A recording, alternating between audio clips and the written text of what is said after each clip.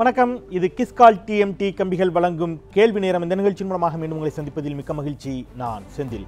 சமூகம் சார்ந்து உங்கள் ஒவ்வொருவருக்குள்ளும் ஓடிக்கொண்டிருக்கும் கேள்விகளுக்கான விடை காணும் நேரம் இது. அந்த வகையில் இன்றைய கேள்வி நேரத்தில் நாம் விவாதத்திற்கு எடுத்துக்கொண்டிருக்கக்கூடிய பொருள் என்ன திரையில் பார்க்கலாம். இன்றைய கேள்வி நேர விவாதத்தின் பொருள் தலித் மக்களின் நிலை.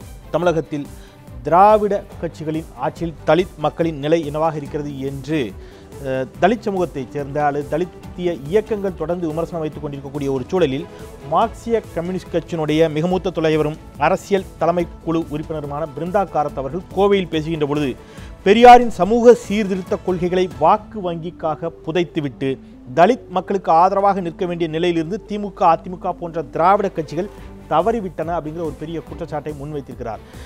தொடர்ந்து தமிழகத்தை ஆட்சி செய்து கொண்டிருக்கக்கூடிய மாறி ஆட்சி செய்து கொண்டிருக்கக்கூடிய திமுக, அதிமுக கட்சிகளினுடைய ஆட்சிகளில் தமிழகத்தில் தலித்துகளின் நிலை எவ்வாறு இருக்கிறது?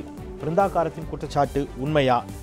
இந்த தளத்திலேயே நாம் விவாதிக்க இருக்கின்றோம். நம்மோடு அரங்கில் 3 சிறப்பு ஆளுமைகளும் நேரலையில் கோவையிலிருந்து ஒரு சிறப்பு விருந்தினரும் இணைகிறார். பயணிக்கலாம். அவர்களோடு இணைந்து திராவிட முன்னேற்ற கழகத்தின் சார்பில் நம்மோடு அரங்கில் இணைகிறார் அதன் மூத்த தலைவர்களில் ஒருவரான திரு வைத்தியலிங்கம். வணக்கம். பேராசிரியர் அருணன் மார்க்சிய கம்யூனிஸ்ட் கட்சியின் சார்பில் நம்மோடு இணைகிறார். வணக்கம் திரு அருணன்.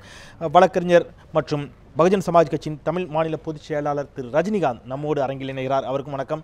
அறிவுச்செல்வன், வழக்கறிஞர் அறிவுச்செல்வன் நாம் தமிழர் கட்சியின் சார்பில் கோவையிலிருந்து நம்மோடு இணைகிறார். அறிவுச்செல்வன், உங்களுக்கும் என்னுடைய வணக்கம். உங்களையும் நிகழ்ச்சிக்கு மிகுந்த அன்போடு வரவேற்கின்றேன். இன்னும் சில நிமிடங்களில் நம்முடைய வழக்கறிஞரும் அதிமுக சார்பாக நம்முடைய வாதங்களை வைக்க வழக்கறிஞர் காசிநாத பாரதியும் இணைய இருக்கிறார். அவரையும் முன்னதாகவே அறிமுகப்படுத்தி வாதத்திற்குள் பயணிக்கின்றேன். பேராசிரியர் அருணன், உங்களிடமிருந்து தொடங்கலாம்னு நினைக்கிறேன். தலித்திய விவகாரங்களில் மிக தீவிரமாக நீங்கள் செயல்பட்டு கொண்டிருப்பவர் அப்படிங்கிற முறையிலும் மார்க்சிஸ்ட் கம்யூனிஸ்ட் கட்சியின் மூத்த தலைவர் அப்படிங்கிற முறையிலும் திடீரென்று பிருந்தா காரத் திமுக, அதிமுகவின் மீதான இந்த விமர்சனத்தை வைக்க வேண்டிய தேவை என்பது மார்க்சிஸ்ட் கம்யூனிஸ்ட் கட்சி சமீப காலமாகவே திமுக, அதிமுக இரண்டையுமே கடுமையாக விமர்சித்து வருகிறீர்கள்.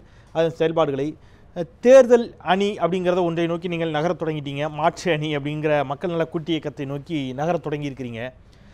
அந்த தேர்தல் நெருங்கக்கூடிய நிலையில் திமுக, அதிமுக இரண்டின் மீதும் வைக்கப்பட்டு கொண்டிருக்கக்கூடிய எல்லா குற்றச்சாட்டுகளின் ஒரு பகுதியாகவே தலித் மக்களின் நிலை இவ்வாறு இருக்கிறது என்ற குற்றச்சாட்டையும் வைக்கிறீர்கள் என்று எடுத்துக்கொள்ளலாமா? இல்லை, இது திடீரென்று வைக்கப்படுகிற குற்றச்சாட்டு அல்ல. எங்களுடைய கட்சியுடைய மாநில செயலாளர் தோழர் ஜி ராமகிருஷ்ணன் அவர்கள் ஏற்கனவே இந்த குற்றச்சாட்டை சுமத்தி கொண்டு தான் வர்றாங்க ஆதாரங்களுடன். எப்படி உதாரணமாக எவ்வளோ காலமான தான் கேட்குறா? நீங்கள் ஒரு முடிவு எடுத்து திமுக, அதிமுக இரண்டு கட்சிகளோடும் கூட்டணி இல்லை என்று முடிவெடுத்த பிறகு இந்த குற்றச்சாட்டுகள் வைக்கப்படுகிறதாங்கிறதா என்னுடைய கேள்வி. இல்லை, கூட்டணி, தேர்தல் உறவு அதுக்கு சம்பந்தமே இல்லைங்கிறேன். நாங்கள் இப்போ அண்மை காலமாகவே பல ஆண்டு காலமாகவே தலித் மக்களுடைய நிலைமை தமிழ்நாட்டிலே இவ்வளவு மோசமாக இருப்பதற்கு என்ன காரணம் என்று நாங்கள் ஆய்வுலாம் செஞ்சோம். இங்கே பாருங்க, இப்போ உத்தபுரம் சுவர் விவகாரம் எவ்வளோ நாளாச்சு? உதாரணம் சொல்கிறேன். அதில் இருந்தே நாங்கள் சொல்லுகிறோம். ஏன்னா பல ஆய்வுகளை செய்து எங்களுக்கு என்ன ரொம்ப ஆச்சரியமாகவும் வேதனையாகவும் இருந்துச்சுன்னா, கிட்டத்தட்ட அரை நூற்றாண்டு காலம் ஆக போகிறது திமுக, அதிமுக மாறி மாறி ஆட்சி வந்து. ஆனால் ஒரு ரொம்ப இயல்பாக இத்தகைய ஒரு ஆட்சி, பெரியார் அண்ணா வழியில் நடப்பதாக சொல்லப்படக்கூடிய கட்சிகளுடைய ஆட்சி 48 ஆண்டுகள் நடந்தும் கூட தீண்டாமை கொடுமைகள் தமிழ்நாட்டிலே இன்னும் நிலவுகின்றன. உத்தபுரம் சுவர் போன்ற தீண்டாமை சுவர்கள் இருக்கின்றன. நாங்கள் மாவட்ட ரீதியாக ஆய்வு பண்ணோம்.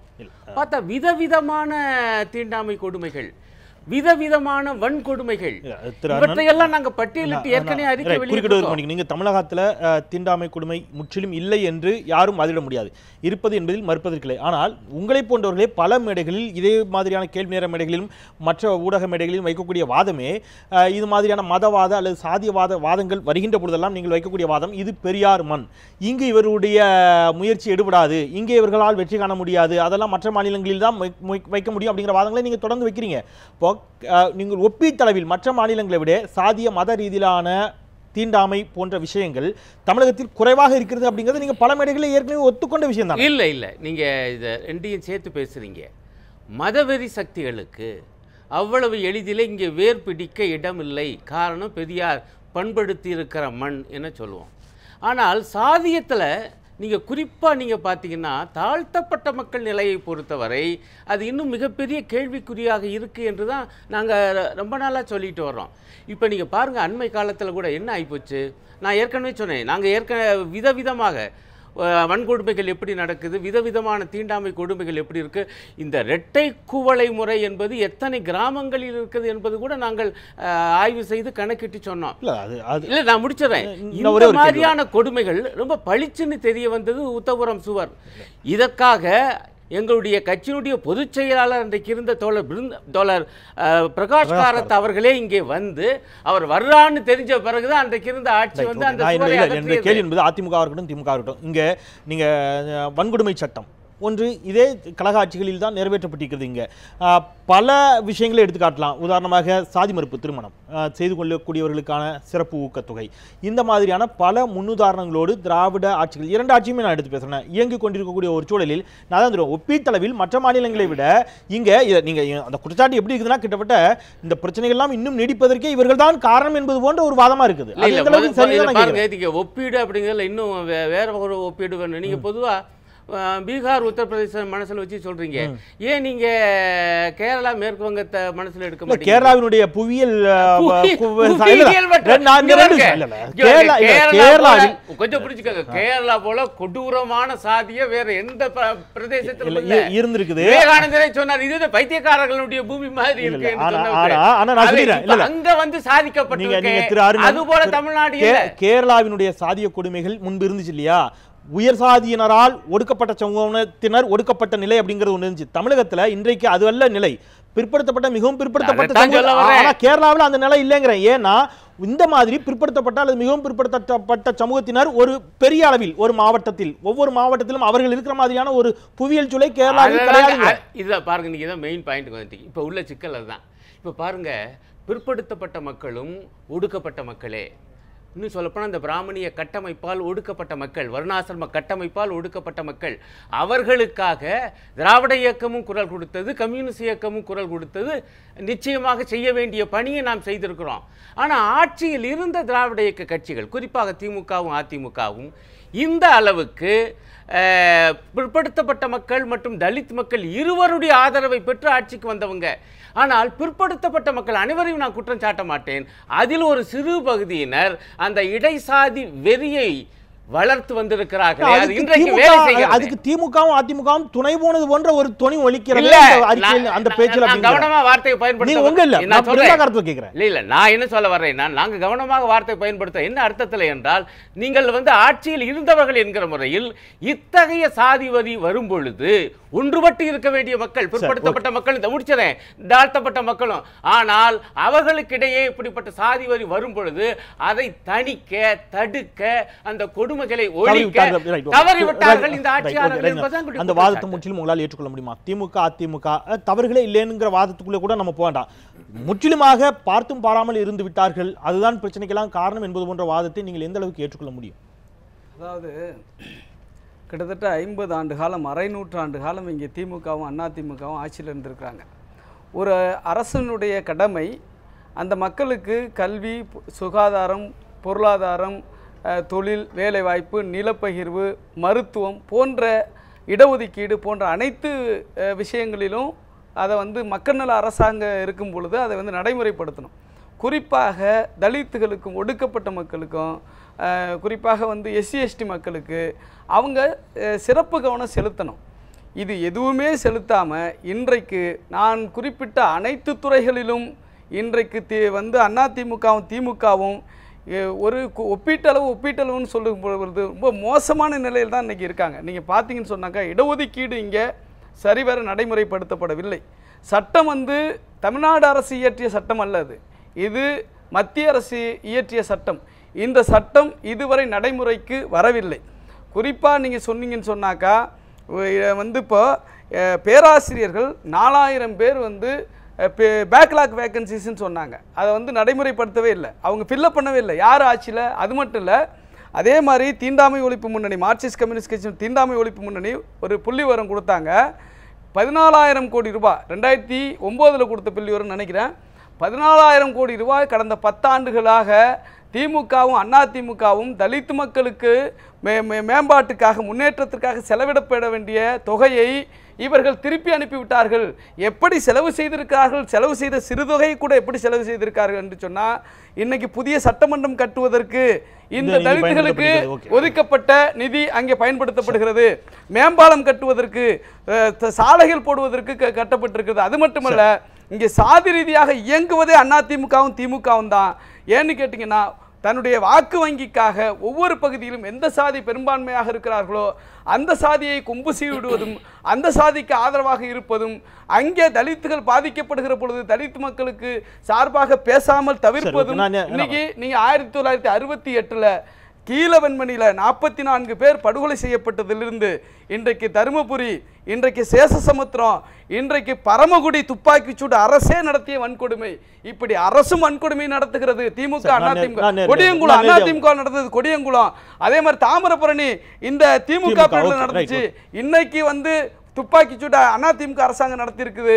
அதே மாதிரி திமுகவும் அதிமுகவும் தலித்து மக்களுக்கு எதிராக செயல்படுவது அவர்கள் குறைந்தவர்கள் அல்ல என்பதை அவர் 67 முதலில் காங்கிரஸ் சகாப்தத்தை ஒழித்து பெருஞர் அண்ணா அவர்களுடைய தலைமையில் இன்றைக்கு திராவிட முன்னேற்ற கழகம் ஆட்சி வந்து அடுத்த ஆண்டு 68 ராமையன் குடிசை கொளுத்தப்படுகிறது. 44 தலித்துகள் உயிரோடு எரித்துக் கொள்ளப்படுகிறார்கள். காரணம், ஒருபடி நெல் அதிகமாக கூலி உயர்வு கேட்டது. அதன் நீட்சி என்பது இப்பொழுது 99 இங்கே தாமிரபரணி படுகொலை வரை நீள்கிறது. அங்கே மீண்டும் அதே மாதிரி உயிரோடு ஆற்றில் இறக்கி கொல்லப்படக்கூடிய ஒரு சூழல். அப்போ அவர் ஒரு வார்த்தை வைக்கிறார், இது ரெண்டு கட்சியிலுமே இருந்திருக்குது. திமுக கொடியன்குளம் கலவரமாகட்டும், இப்போ இருக்கிற சேஷசமுத்திரம், தர்மபுரி என்று பிருந்தாகாரத்து ஒரு விஷயத்தை சொல்கிறாங்க. இந்த இடங்களிலெல்லாம் தலித் மக்களுக்கு ஆதரவாக இருக்க வேண்டிய திமுக அதிமுக அதிலிருந்து தள்ளிவிட்டார்கள், புறந்தள்ளி நின்றார்கள் அப்படிங்கிற ஒரு குற்றச்சாட்டை வைக்கிறாங்க. உங்களுடைய பார்வை?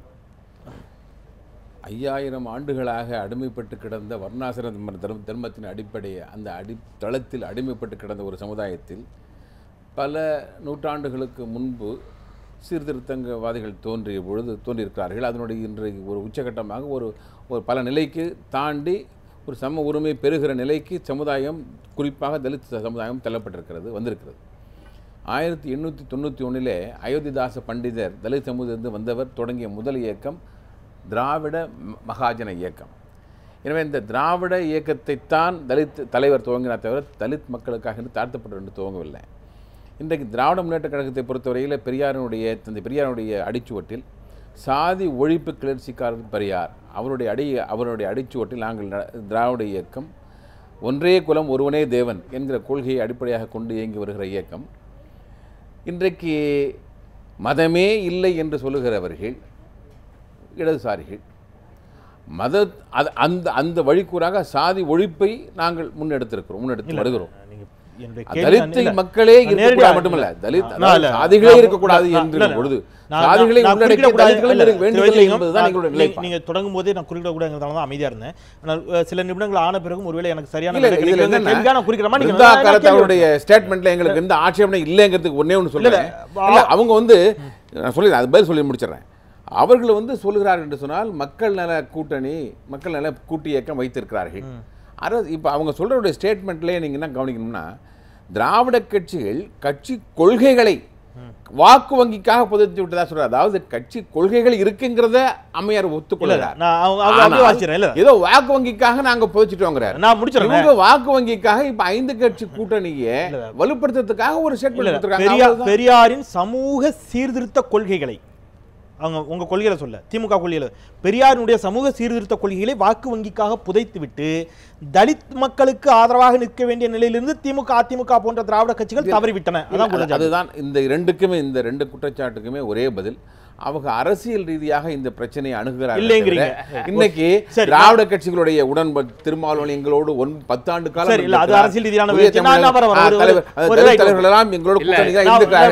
அவர்கள் எல்லாம் தலித் மக்களுடைய நலன்களை புறக்கணித்து செயல்படுகிற தலைவர்களா? ஒரு சிறிய இடைவேளைக்கு பிறகு நான் தொடர்கிறேன்.